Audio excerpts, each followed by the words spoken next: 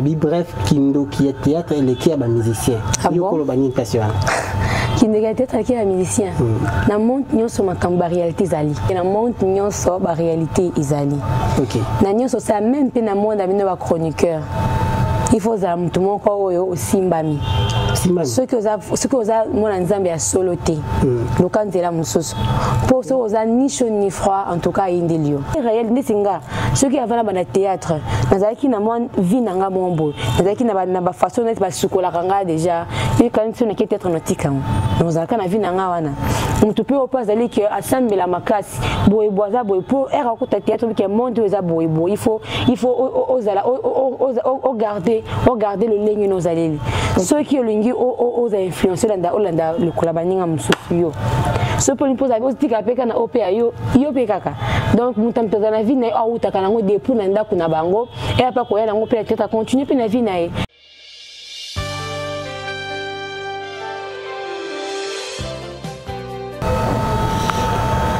Au fil du temps, des jours, les choses se transforment, mais vous restez inchangés et vous demeurez vivement dans nos cœurs. Mesdames et messieurs, bonjour.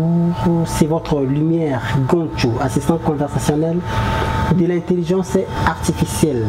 Je ne suis pas seul sur ce plateau, je suis avec mon invité. Elle, c'est Genovie Kapinga, une analyste socioculturelle, une actrice du cinéma, une journaliste, bref.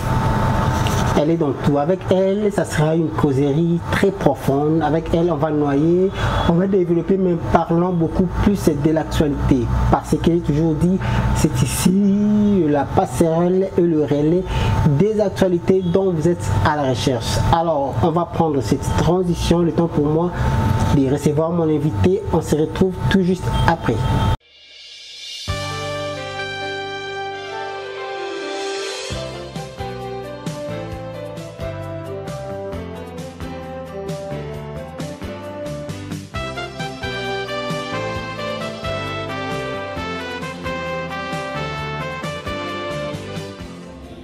Merci beaucoup Shadrach, le futur marié, un réalisateur, un régisseur, pas comme les autres.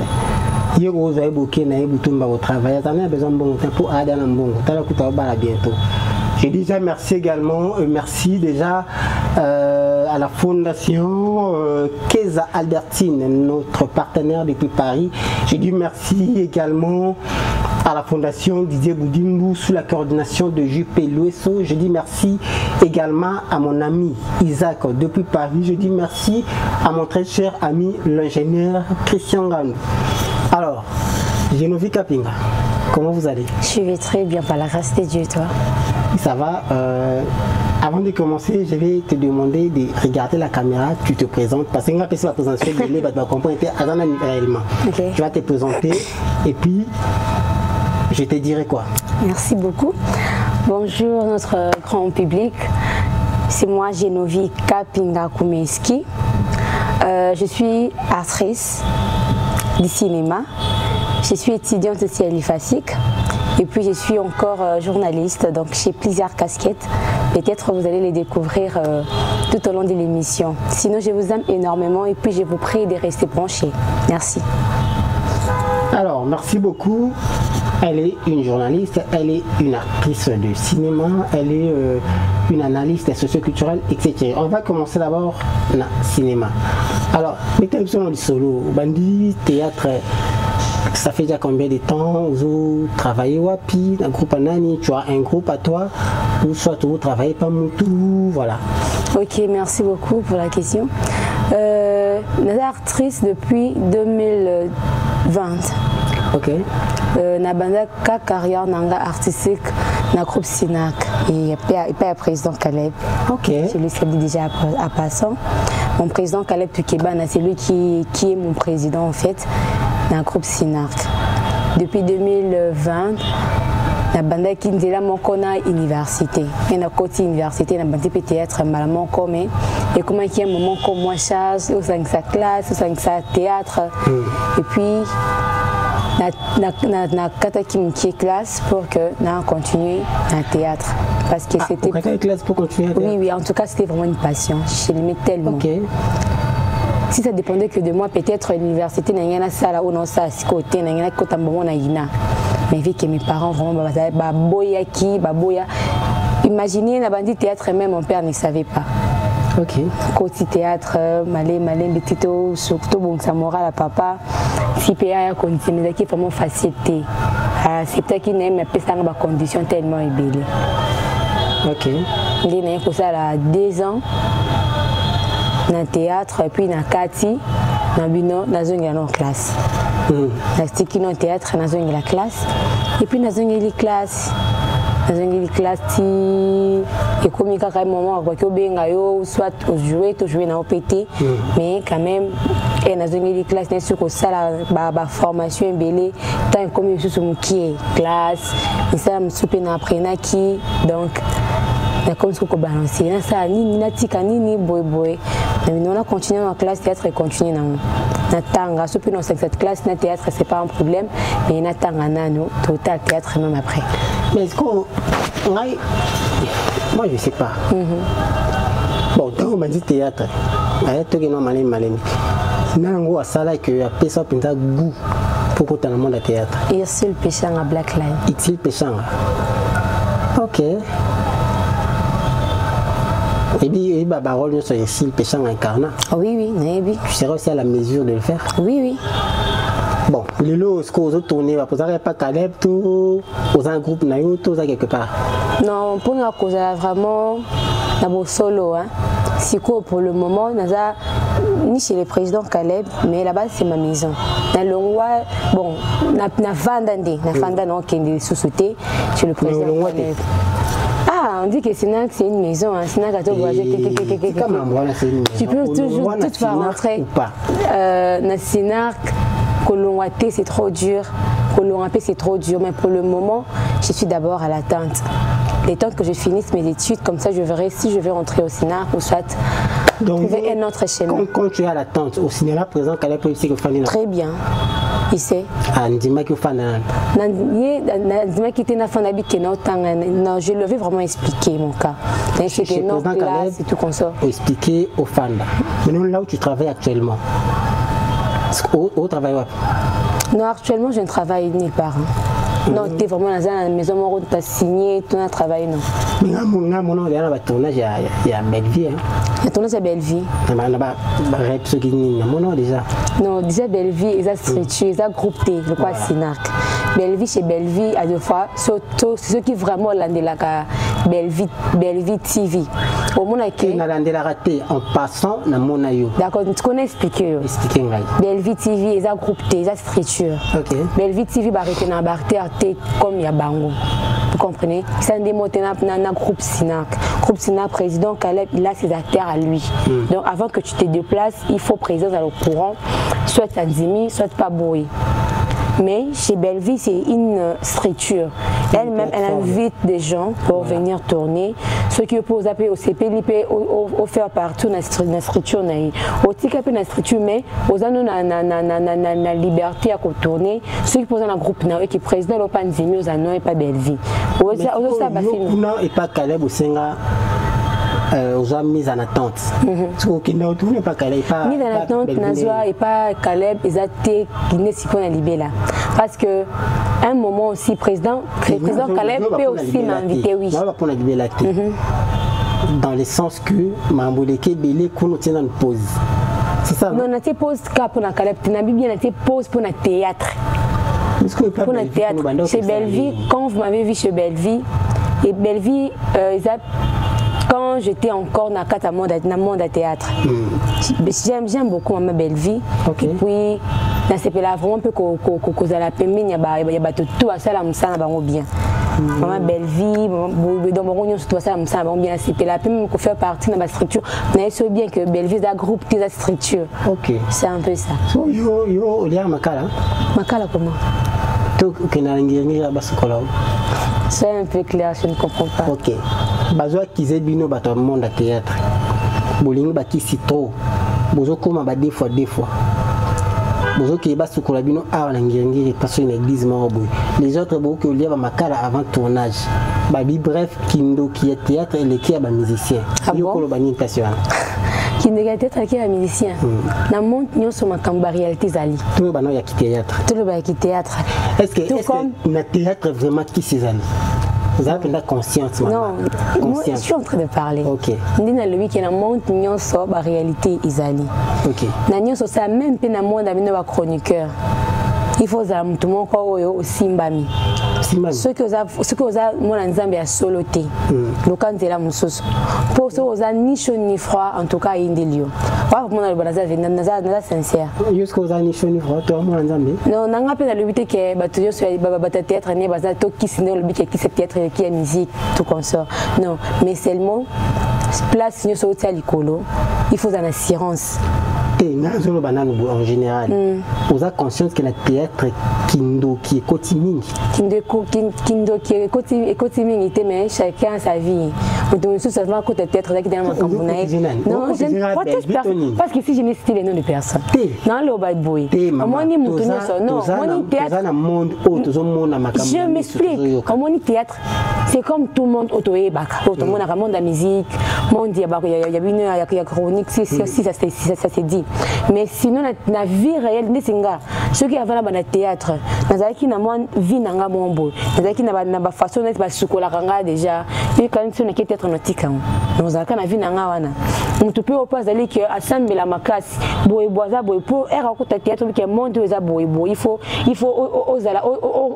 garder le ligne nos allés ceux qui lingi aux influencer Olanda le kolabaninga musuyo ce pour pose avec aussi kapeka na OPA yo pekaka donc mutamto na vie na auta nango depuis na ndako na bango et pas ko yana ngo peut-être continuer pe na vie na ye était question de côté théâtre alende a komi mto akisi ta komi mto aboyi ezaka vie mto zaka nango déjà à côté théâtre komi mto akisi sauf que on a constaté que ma pratique on a théâtre comme ebélé misu boya na ngiringira basukola bango patata moro misu to ki bazolia ka makala avant tournage et on a si oza na pratique on a terre ni makambo wana terre yo lia makala yo lia ni na pena yo kana ngate yo lia no lia ni avant tournage elote pour essayer pour prier pour ça okenda yo ba okenda rai pas rotondo kuna na nini na mbinza kuna même pas yo kenda pas rotondo même pas okenda te même pas OK.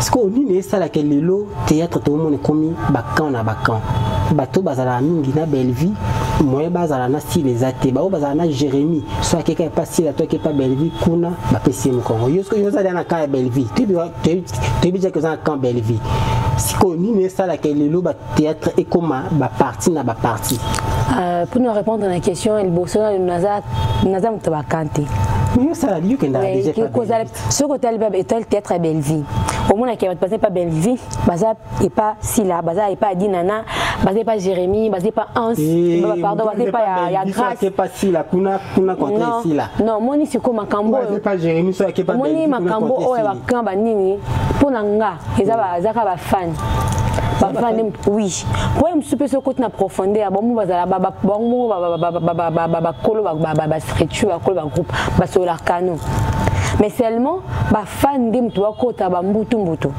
pour mona exemple neti ba royaume na ba gaulois des ala que o mtu ya nini ya aigle mtu aigle na mtu afali na mtu ya fer o mona ba comme kokota mimi na président ko finga mona mtu afera o finga mtu azofinga fali to mtu ya fali pour finga fer na le but est bon peut-être bango mo pe bazapena ba kipe makambo wana te mais seulement ba fan de mtu ba comme ko enjo pe mo makamsuna ba to na berrer mais ko ba yimi pour non mona non na garder public nanga hein parce que bazala nga ba linga ranga non linga na protéger bango na linga bango mais ce ko e ba ça là que ba finga ba ninga ba collègue allez ba collègue on peut batu na bango e ba ça bon ko timbutu kasi na biso na biso bien mais batu na biso sukonde on comprend place na zali comprendre le leso ba monne si muntu moko jouer pa na ngai allez muntu na kesu ko jouer pa na comme ba public et comme ko finga jamais ko yoka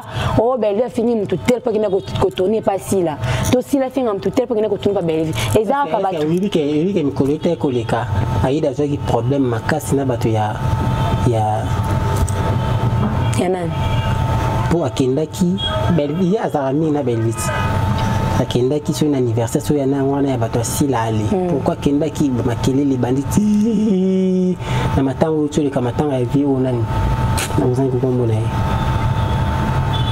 et puis nous bato théâtre bazo kizi bino bozo bala te po ani beaucoup ba des fois c'est là ba lobeli aida parce que akenda qui est pas akenda anniversaire je crois anniversaire avec ceux qui anniversaire ya bato asila bana ba lobi ba tukaka non ba tukaka ba lobi Sko ngani non ngana loba boy za toza no faut te bango to ba congolais ila liboso nyonso to mona na mukili za la mbongo za ba succès ezala ba renommé nyonso tout okuta ki na mukito le kapito tikango ça servira à quoi non na stabilité non na stabilité non puis nous le bandé parce que bon la ndanga paye ba comprendre Rwandais kat na biso za na été étranger kat na biso za te to ça musala pour na fierté mboka na biso to comprendre to ça musala pour na fierté mboka puis makambo na ka na Congo na puis musu za la te pour ani non ils a question là même pas ils a question pour la moi cité courant que qui des fois il fait continuer la monde nga on a vivre na ngote nga na vivre makama qui des fois na te au moins comme makambo na moni ba poto non non ils a question ils a même pas question ko linga to ni boy parce que nga na ça depuis na kota na monde théâtre na yo non nous tena santa même pour sentir papa na mbaki grand frère non moko sala théâtre azaki pas Caleb Gilles Vasco au sala na comment on dit na Bossani il nous a confirmé que des fois ça réel la monde théâtre bon il nous a confirmé que ça peut toutefois être réel mais nga je ne vis en tout cas naïma kabana nan pe na mona na ngote nan na mona ngote nan te na mona ngopeti wana côté la mozote na mona ngote c'est la même attends mon théâtre mo attends mo bale lingote pour ba bibi no kuna théâtre Caleb kuna les somo non bande ko attaquer ba actrice même pas mama kamoza iza ba na bisika nyonso te na sina to wa na zo batela te na zo makambo nga mona parce que no ya ate kuna na ko raconter buzoba on va sauter cette page alors je nous vis vous êtes également une journaliste ouais actuellement vous êtes dans quelle chaîne? Bon, actuellement, je suis sur Bongania Media. Ok. Ah, Bongania Media, la pite. Tu vois, parce qu'on est fort.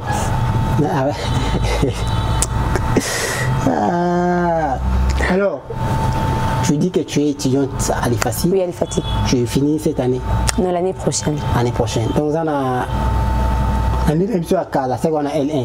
On est à Kala. So, on est à Sika, ça vous a dit? Non, on est à Kala, on est à Sika, on est à L2.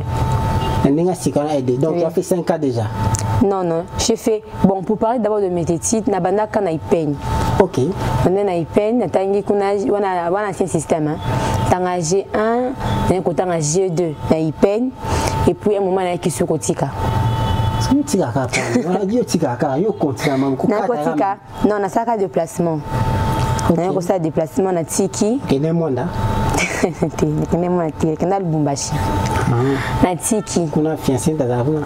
non, même pas. On a formation fait ça. Ça va continuer. Ok. Continue. Tiki. Allez, est-ce que les causes bon, bika ba système on peut dire comment que na ça la système KLMD na facile a changé puis maman quoi université. Pourquoi pas continuer là-bas? Les gens qui ont un avantage. Non, j'avais seulement voulu d'arrêter là-bas du peine pour que na ça na facile 3 ans ça va mon. Alors, dans le réalité aux alentours 4e monde des journalistes dans toute la chronique. Oui. Et puis nous, chroniqueuse, bozo que ça me sala au Sony. La chroniqueuse, beaucoup comme bimara na journaliste, na musicien. Aux alentours qui na conférence de presse, l'idée à moi qu'on a tu vois na liboso. Après conférence de presse, au autre que boîte, au autre que mela, au kenekuna au biminaï. Le chroniqueuse est belé tout le monde a awa. Les cas na musicien. Ils ont parmi ba on te toko le monde dans tout le monde a on est bon monde dans il y aura tout le comme vous avez on dit mutu à recevoir une très bonne éducation déjà et pas dans bango n'habiter ceux qui rencontrent dans le monde éducation na maman et la réalité autour ça actuellement réalité ça bongo il y a toujours de vrai oui Mais ils sont peu, ils sont peu quand même. Bien qu'ils sont peu, mais il faut pas corriger na apparence tout na les ont dit. Comme on a été OK conférence de presse après on a dit dans yeux. C'est trop dur. Comment expliquer non bien Kozo nous comprendre dit moi ba mieux. Amemi OK. Kozo donc abemi beaucoup bimanae. Kobi mate bon. Là ba na sens OK musala pe musala sili olozo anao. Allez dire azio beaucoup de staffer ce qui ndeni ce qui suka ndeni wanga na éviter. Non, là ça jamais. Il faut moni na niso ça il faut ça ba discipline. Et comment na tu as Bible au sauter on dit mais comment tu dans la Bible ko? La Bible au sauter comment dans la Bible no sauter. OK, continue. Moni il faut qu'on a ba discipline le ko ça là. Ma B eza ma B. Malamu eza malamu. Yo eroya na musala ngono ya ki chroniqueuse on so ki est-ce que oyebi ota ba discipline oyebi nazo lokani ni kuna. Mutu azane loko moko za ko envisager. Ceux qui n'ont naza ko envisager ndino le ka TV boba linganga boy. Na muno pose opportunité. Non que non prière na pene simbi. Dans les cabou appel to na kina conférence plutôt batinga na conférence mo li demoka benga ngala mona ke non naza ko na ba objectif nanga. Donc naza ko atteindre ba objectif nanga. Mon bon mais mutu pe o pati ba discipline na depuis na kuto to na vie na mo kwa bi ke non ndino sa musala non c'est on pona boy pona éduquer masse to pona pena zaper modèle bato o ba génération ko yaka ile ba ke non en tout cas ngala s'inspirera et pas fille o on da attend buzo bate abi ke bonbola mu yango ma bi faut pas causer pas ma bi ce qui ma beza ce que la musala o s'inspire na nani na pesa goût ya sala musala Noela Madinga. Kana loba mingi bongo. Na lingaki ya dega. Kenda lobeli Zakaria. Na lingaki banda na zaba. C'est au sambela. Non, au sambela. Choisir le chroniqueur so bon ouais peut-être ça. Mère na biso ya biwan o na bosani kombo na yetu. Non linga te ko pona muto. Soit pona bon, l'invitation expliquer ndento pour azana ngino même quoi bien ou soit azabo Noela Madinga en azala moi mkinde na mana ko Noela Madinga émission na déjà sa façon de parler. Étant journaliste, vous avez déjà temps ça l'investigation sur Noela Madinga. Sa vie ne me concerne pas du tout. Non, on parle pas de sa vie, on parle juste de chemin naenda sali musana qui journaliste sinda komi. Bon, là vraiment ça ne me concerne pas, ça me dit mon franchement. Tu es juste intéressé par son intelligence surtout. Par son intelligence, non, il a très intelligence. Il a vraiment ce qu'on a présenté mission de la selle là, vraiment il faut qu'on a le ballon quoi. Il a pensa il faut qu'on a le roi Noela Madinga. Abanda tinanda kuna biso ba ebi. Oui. Alors, le ba chroniqueur ba complètement ba mendiant trop. La chroniqueur est commis OK car na cadre ya musala OK conférence de presse ba pesi binombo beaucoup mi kuwele la kubunda likola mambo mo ba pesi bino ceux qui ont invité soit invité no na plateau yo comme beta invité matolo tout soit beaucoup mi ko luka mission ba invité pour que ko beta matolo analyse ni ko sa lecture ni ko sa presse ma commis trop bon. Oui, c'est pas comme une alors qu'il y a posé la carte à Mamboine. Non, Mamboine vraiment. En tout cas, pour nous conserver, on a déjà dit dans la bouée. Vie à mendicité en tout cas, ici maté. Et bon, on est locaux mérité. Les locaux à pas force. Il y a différents. Locaux méritant, au sein avec fierté. Kene loko moro zui na ande moya bien te oleki na manzela moya bien te ou soit au forcier pour zoango ils appliquent bien te ils différentes et puis ça peut valer te omoni oyambi invité yo moko RM invité wana so na plateau na yo aza muntu ebi ke non dina yebwe peut-être le côté qui ataba régisseur ka boîte transport tonine ya te kana il faut c'est remettre une super baba mika batu non ezaka te ka il faut senga muntu wana ce que ça bien te muntu a raisonnaka na besoin na plateau muntu boy ou bon c'est amani na yo RB si là vous avez même pas senga yo sinon c'est pour votre transport boy wana vous pas que c'est non to mérité mais si comme ça ba chroniqueur to ba journaliste ba mendiant bon des bien této ko senga bamba bon et qui t'a respect et qui t'a valeur mon boy et ça qui toté alors ça qui toté linga au sel musala aux eli soit na fin du mois ba fouti bon on ne mérite pas parce que ça qui musala que ozo na ko senga c'est pas bien Je vais demander à la régie de nous balancer un élément. On se retrouve tout juste après.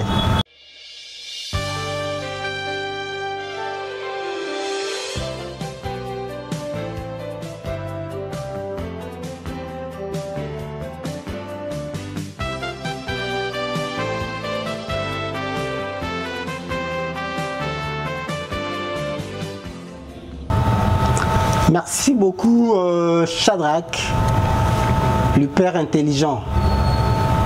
Shadrach a oui. Ah bon? Ah bah là, je t'informe, Shadrach a la qualité. Naloba, comment madame? Oui. Comment madame? Naloba? Shadrach Naloba. Ah oui. Alors, merci beaucoup. Toi, dans le cadre car il y a un chronique à vous.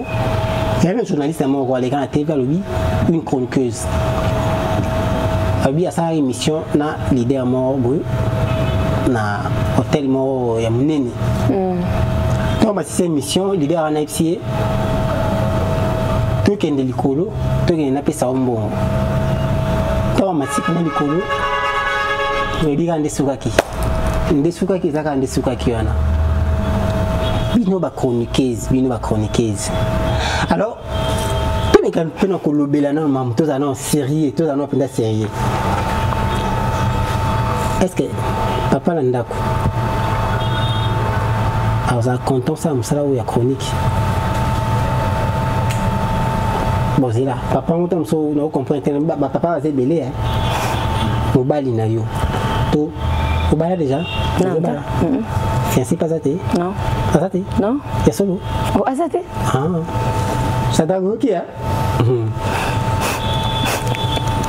Vous le savez. Quand t'as partout de John Abastad. En tout cas. Quand on se retrouve devant artistes et musiciens, parce que tout bien à la star. Il y a une émission impressionnante à regarder. Bon, c'est d'abord pour moi un honneur de recevoir un grand artiste en beaucoup d'émissions dans l'émission. Est-ce que passer des moments avec eux dans le plateau, c'est vraiment une bonne chose pour moi en fait. Bah profiter en binoté. Bah profiter en bisoté. Bah profiter. Bon. On a trouvé ces émissions pour Annie. Trouvé ces émissions pour Annie. Trouvé ces émissions parce que les karaté, les musiciens, ils sont de la façon mon coin. Tous les chroniqueurs, les journalistes sont non, moi je ne parle pas de l'individu. Je parle de la chronique en général pour les filles. Ok. Beaucoup d'artistes beaucoup. Toi tu n'es pas parmi bon habité tant on dit m'appelle à devant la caméra. On a vu qu'il y a pose à bon côté. Mais ce qu'on peut ça dans sa lecture place est-ce que on bénéficie nini? Et puis la plupart il y a des chroniqueuses bazo balaté. En guise de quoi? Bazo bimana ba musicien bazo bataba ici, bazo bimana ba homme. Il y a peut-être souvent on va continuer. Mais la cousine na mort boy. Attends la IEC. Bon on bimana ba homme marié. Adam numbaté, mais ba bimana ba papa ba tout. So là on ça soit bimana papa ba ken hôtel. Papa nous ont endauté. So nous ont endauté aussi veste note na cantine à Maï. On s'allie 2 journées dans l'hôtel. Est-ce que les chroniqueuses, vous avez du mal à bala parce que papa surtout vous avez artiste et musicien bon baza bataki ici n'habité mais comment ça on est na musala nyoso pour que ou arriver na réussite tu dois mettre tout ce qui est des sentiments à côté. Non mais sentiment à côté. Oui. Sentiment. Oui, on a vraiment ils a les bandes dans ça.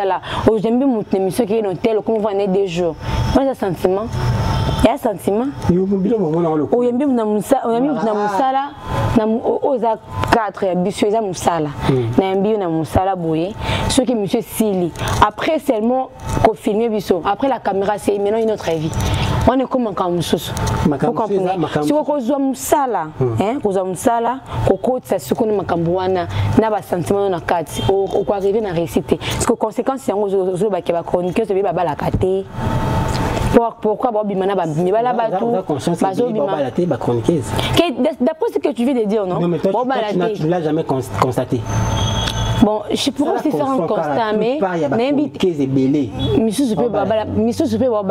peut-être pour balingi batabi bimba ou bien bazo bimana ba musicien tout ndé ba balate mutu na façon de voir na peut-être pour naïe mariage de l'homme donc ça priorité pour naïe alors ça m'a quand sous ce mariage ça raté comme mariage les finalité na biso il y a beaucoup de choses que nous pouvons faire à part le mariage c'est pas seulement le mariage qui est le mieux placé non étant que femme se marier, c'est aussi une bonne chose. D'abord, que je dois aussi me marier.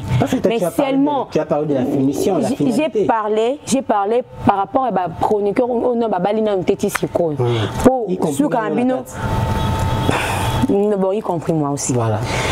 Pour le but parce que même ce qu'on a métier un peu expliqué et ça kate parce que bali tende ba maintenant musicien tout na papa mebimba pour d'autres filles mariage ezali priorité t donc pour et c'est ça mieux ça m'a comme soit kotanga ko bosser ko entrepreneuriat na que a que ko m'a comme libala vous comprenez la mise sur libala yo ça libala ce qui net boza na mobilité la fiancé t'es aux mobilité on cause à l'icam na yo mais on a fiancé quand je parle on a fiancé c'est-à-dire on doit continuer par la porte à ça il reste une sur la base au balé quand c'est maintenant la session de voleur parce que va côté la fenêtre sur le balé la fenêtre va côté la fenêtre bazo côté la fenêtre ozo wanga na nini tu vas continuer la porte à ça bazate papa ah admettons sur le balé lelo quelle serait ta réaction?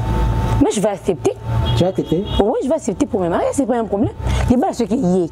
Les balles, on est y.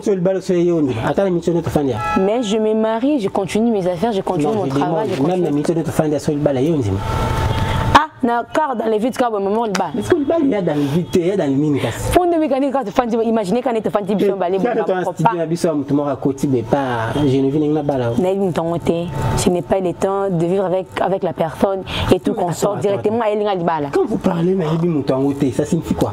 Mais ça inconnu n'est bien été devant dans boyer mutumo ba yemba maman quoi. Tu penses que vivre na mutu 10 ans de yebi? Non, qu'on vivre 10 ans. Pourquoi qu'on vivre 10 ans na mutu pour yebaye? Non, parce que toi tu parles que na yebi était maman balanga. Oui, bah était donc n'a même pas aidé naé directement à boyer. Il veut me poser, mais non, je sais pas. Et si c'était l'homme de ta vie, qu'est-ce que ça va aider? L'homme de ma vie n'a pas été le côté maman quand tu vas dans boyer. Moi le mariage, c'est pas quelque chose yo sakani là. C'est le cas parce que tu passes tout le reste de ta vie dans mon tout mon boy. Ce que pour nous est bien, on revivre une vie heureuse. Et ce que pour nous est bien, tout le reste de ta vie et continue à ta souffrance. Et c'est le que sakani na ngote. Comment c'est fait? Nous même pas que même une semaine, n'est pas ta comportement, n'est pas ta famille, n'est pas ta boy, n'est bien été maman à côté boy. C'est un exemple que j'ai donné. Non mais c'est parce que moi la un connu, tu vas dire non directement mon cahier non, je vais t'épouser. Car pour ça le bal nanzima. Ce n'est pas normal. Attends, il y a une fille que je connais bien, une amie à aux États-Unis. C'était vraiment une amie pour moi. Soit qu'elle va déranger, quand il y avait des lumières, il va déranger. Qu'est-ce qui s'est passé? Il y a un anniversaire à la boîte de nuit. Quand ma commis, quand les boîtes sont à la raie, un bon garçon mon bewana il est comme il le belli intérieurement jeune garçon on est au lingana c'est qui hein non c'est qui non c'est qui comme je continue là après qu'est-ce qui s'est passé soirée quand des arabes pas balingani le même jour balingani quand le même jour balingani les mêmes jours ils ont couché les mêmes jours Zémé Koti. Quand elle est rentrée elle est venue me chercher à Lumière. J'ai fait une bêtise. Le jeune garçon m'a pris comme une lâche. Faible. Tu sais quoi? Elle pensait qu'Abimaki lâche n'est pas jeune garçon. Elle pensait qu'Abimaki faible. Quant à elle, le garçon a sa canne naïe. Mais on a dit les lois ne m'ont parce qu'on a mis ça aux États-Unis. Vous te dire que même à Tasso Fandina Moutou, 1 mois, 2 ans, 3 à 10 ans, il a accepté que vous billet. Moi, si on a bien sûr la fille pensait que le garçon c'est lui l'homme de sa vie. Il faut que commence que continuer qui tire que le comme un niveau balana. Moi j'ai juste te dire que vous savez quoi? Vous savez quoi? Un moment il faut qu'on comprenne que ce qui aligne vraiment à côté de sa destinée par plusieurs voies. Question maintenant d'avoir l'intelligence. Non, c'est pas l'intelligence. Question maintenant d'avoir l'intelligence, on va comprendre, non? On va comprendre que non, ils ont vraiment bien gâté, ils ont gâté. Tu penses que mon ami, là, quand elle a couché avec le gars le jour là, mais côté qu'elle comprenait que ça été. Maintenant, déjà faire cet acte-là le même jour, le même jour, coucher là, le même jour. Elle est forte. Mais aujourd'hui, c'est l'homme qui l'a épousé, l'homme qui l'a honoré. Les destins parfois compliqués. Ah, comme tu viens de dire que le destin est compliqué. Si on est en tout cas, nous avons risqué à nater. Non,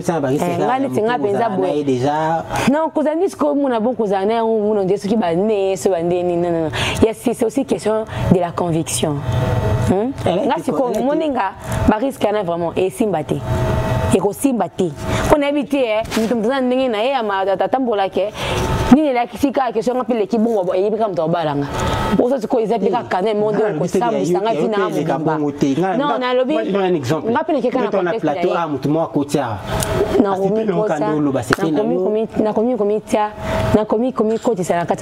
c'est impossible. Mesdames et messieurs, on va continuer prochainement. De choses vraiment sensibles pour continuer prochainement.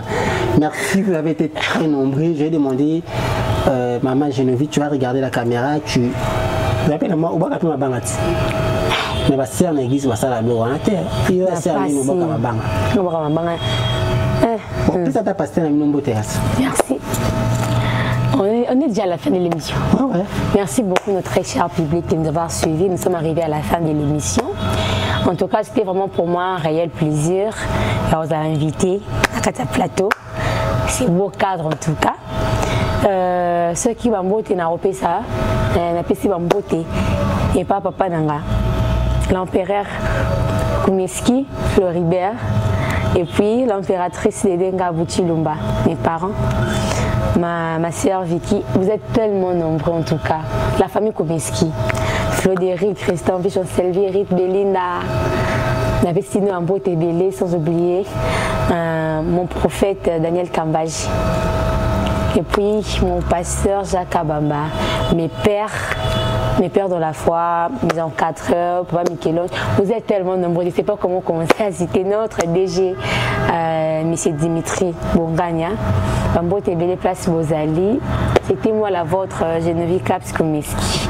Merci beaucoup et puis merci aussi à vous, M. Lumière, na futur Marianne Abisso, Chadra Quintala, qui était derrière la caméra.